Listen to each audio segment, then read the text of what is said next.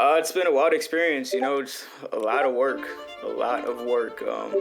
From being in the NFT community myself already, and buying and flipping NFTs. I have this character that I've been drawing it for years now, and This project, man. It's been an honor to be a part of the project with you guys. Let's go, boys. All right, here we go. The candy machine's up. oh shit! Already 8 of them are gone, boys. Shit, dude. I don't know if you can see. I'm sweating. Oh my right god, now. dude. Instant sellout. We sold out in Goodness. minute sellout. Let's go, boys. Yeah, you just saw us sell out an NFT that we have been working tirelessly on for the last few months. But what you didn't see was the disaster that struck afterwards. And if you want more info, stick around, because I'm going to take you through the entire journey of starting an NFT project and selling out for over $25,000. Oh, and did I mention the best part? There was zero paid marketing whatsoever. Everything was completely and utterly organic. All I ask in return is a small little like on this video and maybe for you to consider subscribing to the channel. With that said, the story begins.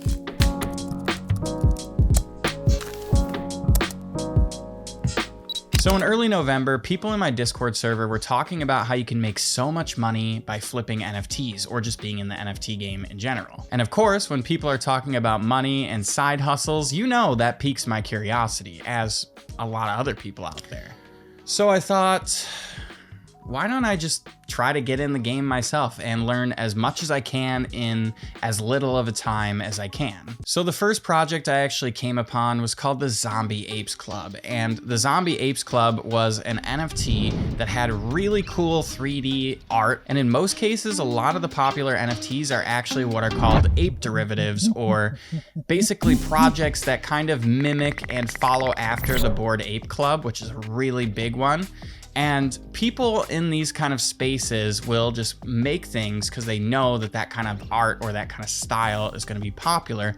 But the Zombie Apes Club was a little different because it had really cool art and it seemed to have a really big and vibrant community. But it was near the project's mint date that things were starting to go not so well for the Zombie Ape Club, right?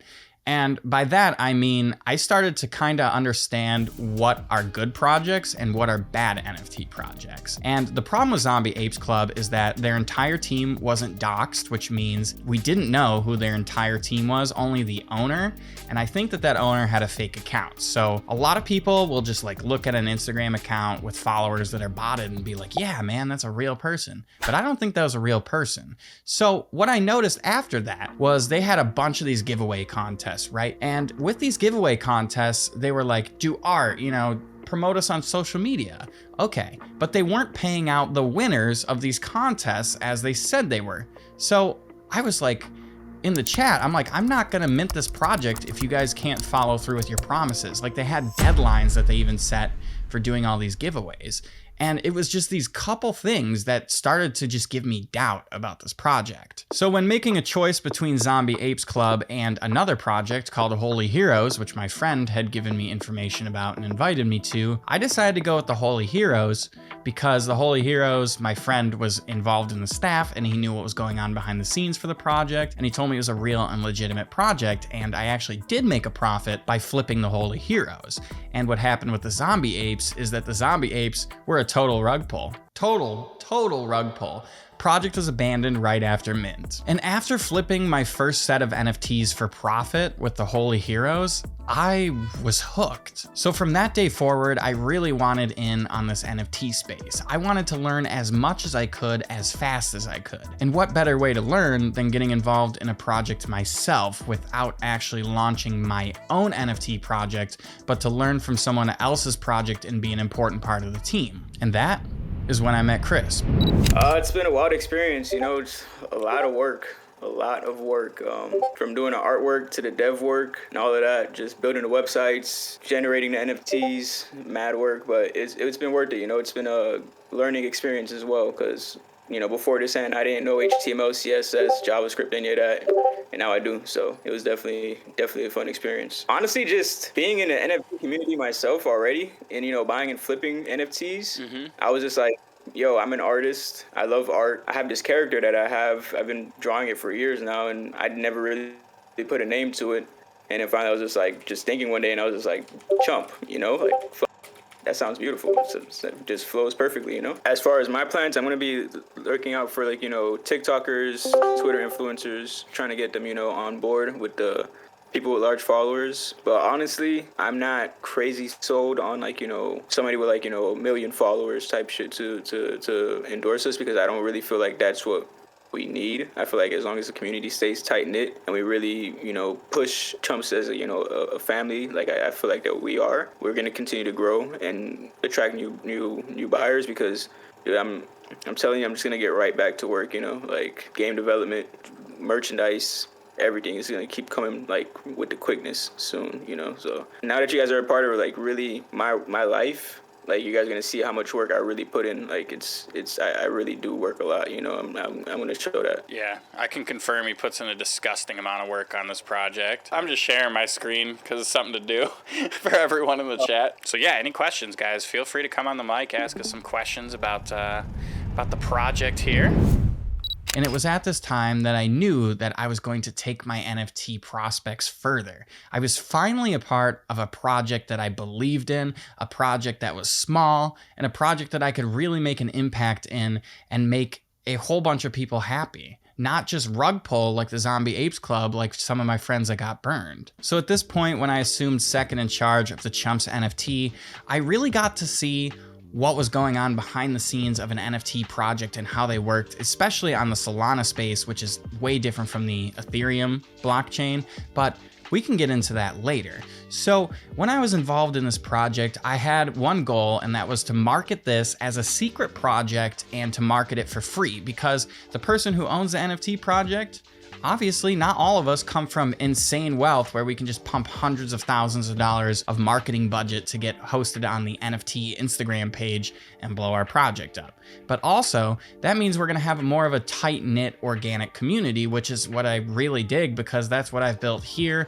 built on my Discord server, and I was like, dude, this is right up my alley. So marketing the project, we did a bunch of different things, whether it was me pumping it to some of my audience who I believed could really benefit from the project, or it was me creating some sort of roadmap, some kind of visual thing with Photoshop to help the community out. I also helped to structure the Discord channels and make sure that the Discord community was running smoothly by checking in, communicating with the members there. And honestly, it was just such a wholesome and beautiful experience. So February 19th was the launch date of the CHUMPS project, and the Discord community was still really, really small, right? I'm talking less than 1,000 people were in this Discord community, but I didn't know that the people in the Discord community also really believed in the project, because the majority of the people weren't vocal at all in the Discord server. So I was actually pretty shocked. Our supply was a total of 111 baby chumps, which was for whitelist members only, which a whitelist is something that'll give you early access to actually minting NFTs, and it's usually reserved for giveaways or the most active members in the community and staff. And we had 555 regular chumps, which was the main collection that was also available for the whitelist members and the public sale. So in total, that's 666 pieces. Cue the fire and the flames and the horns. With all jokes aside, it was actually a really cool experience. As you can see from the snippets of the call that I've shared with you in this video, people were really excited. I was in the channels during Mint talking to all the members of the community and quamming any questions or worries they might have, and I had my video on because I believe any NFT project should be complete and utterly doxed and completely transparent about what their goals, their values are, and who the staff members are, because if they're not, then who's going to be held accountable if the project is an actual scam? So in 2 minutes flat, we sold out the first CHUMPS collection, which was 111 baby chumps at a price of 0.11 SOL, which in US dollars is something like $1,100 at this current market value for where Solana's at. So after the 2 minute baby chump sellout with no problems whatsoever, surprisingly from a first time developer and a very, very rookie team, we've never launched a project before, had experience doing this. But then when the regular chumps collection was gonna go on sale for the whitelist members, that's when disaster struck. Everything's gonna go smooth, baby. Basically, What happened was we had no idea why people could not mint our NFT the same exact way as the baby chumps for the regular chumps. What happened was, I'm still not quite sure what it was, but it had something to do with the way the NFT was loaded into the system. It was kind of loaded with the same ID as the baby chumps, so the system already thought that the chumps collection was completely sold out. But it wasn't sold out. So the only people who were actually able to buy the regular Chumps collection at first were people who had a bot that could bypass and actually grab them from the blockchain, which is kind of crazy. And it sounds kind of crazy, and I'm not a developer, so I can't really put this into developer terms for you, but it was absolutely insane. So we had a bunch of people, hundreds of people, waiting to buy 555 chumps at a price of 0.22 SOL, which is almost $20 a piece right now. It was absolutely insane. None of them could. So I was sitting in the voice chat of Chumps with my video on, answering every single question. We're in full on like panic mode, right? Like we've got the developer Crisp working on this thing on the back end. He doesn't know what to tell me to tell the people inside of the Chumps thing. We just knew that we could work it out, and it was absolutely insane. These people showed so much positive support. They totally understood that we were being transparent and that we were having issues, because a lot of NFT projects have issues, and the ones that usually have a lot of issues are kind of scammy. So I could totally see how they would like be thrown off by us here. But I'm so glad that we stuck through it, because after about 45 minutes of me answering questions inside of this Discord call, that the chumps finally got fixed and were able to launch, and they sold out within 15 minutes. Every single piece of the collection was sold out, all 666 pieces. And this was all through organic marketing, absolutely organic. It didn't cost us a single thing and generated like $20,000. So next you're probably wondering, wow, these people stuck through the issues and still bought out the entire collection. And yeah, it blows my mind how something this amazing could happen, but it's because the Chumps have a beta game that's playable, they have their own token, and the project as a whole has a real legitimate roadmap that wants to help people achieve and look at it as more of an investment and not just another profile picture NFT project. Of course, you're always gonna have those people that doubt you and say the project's bad, but to this day, the project's still holding pretty strong, and the community around the project is really strong. We've got some people who own several chumps, including myself, and I'm not going anywhere. I'm gonna keep them forever, because to me, they mean more than anything, because I helped to build the Chumps. And one day, I hope to build my own project and really give people something amazing that they can take home with them. So basically, to this day, Crisp is still working full-time on the Chumps, and it was an amazing experience.